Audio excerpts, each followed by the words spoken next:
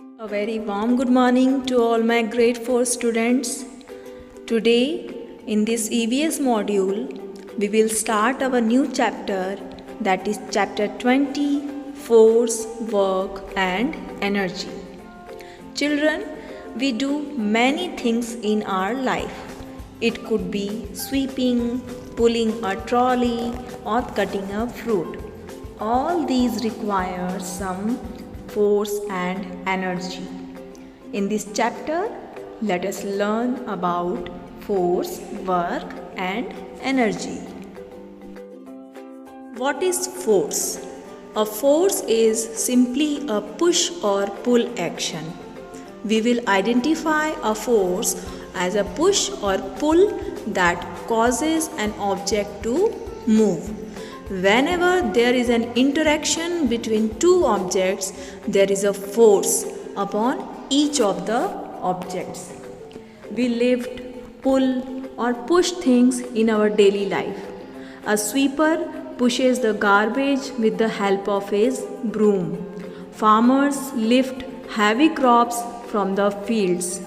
In a game of chess, you use your hands to lift the pawns. Siberian husky dogs pull sledges on the snow. This pull or push action is called as force. Features. We often use our muscles to pull or push things. When a force is used upon an object, it will result in a change in speed and direction.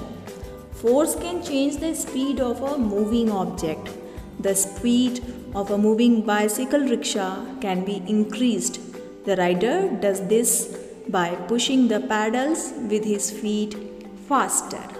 A force can move an object. If you kick a football, the force of the kick moves the football. A force also stops a moving object. A force can stop any object. In a game of hockey, the players use a hockey stick. They can also stop the ball with the help of a hockey stick. Each force that is applied to an object has strength. So children, what are the features of a force? First is, force is used to move an object. Second one, force stops a moving object. Then third is, force changes the direction of the moving object. And next is, force can change the speed of the moving object. Energy.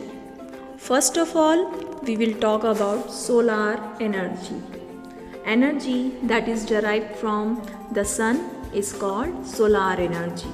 We get heat and light energy from the sun, which can be used in number of ways in our daily life. Solar energy reaches the earth in form of rays of sunlight. It helps the plants to prepare their food and grow. It is also the starting point of any food chain.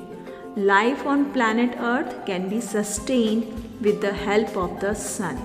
Solar energy can be collected, stored and put to work in the form of heat energy, thermal energy, electrical energy, etc. Solar energy is a clean source of energy as it does not pollute the air. Wind energy. Moving air is called wind. Fast moving wind has lot of energy in it. That means it can do certain work. In olden times, wind energy was used to draw out water from under the ground, grind grains, sail large boats. Nowadays, it can also be used to generate electricity. Now, water energy. Water forms an important part of our lives. All living things would die without water. We get energy from water. Fast moving water has lot of energy. It can be used to generate electricity. Dams are built across rivers. where fast flowing water is released from a particular height which falls on the turbines below. These turbines in turn generate electricity for our daily use. So children, what we learned from this module? We learned that force is the pull or push action on an object. A force can move an object or stop a moving object. It can change the speed of a moving object. And we also learned that solar energy helps us to sustain life on earth. It can also be used for producing electricity. Electricity is also produced by using the power of water and wind. So that's all for today in this module. I hope you got some important information regarding light and different types of energy on the earth. Till then, take care everyone. Bye bye.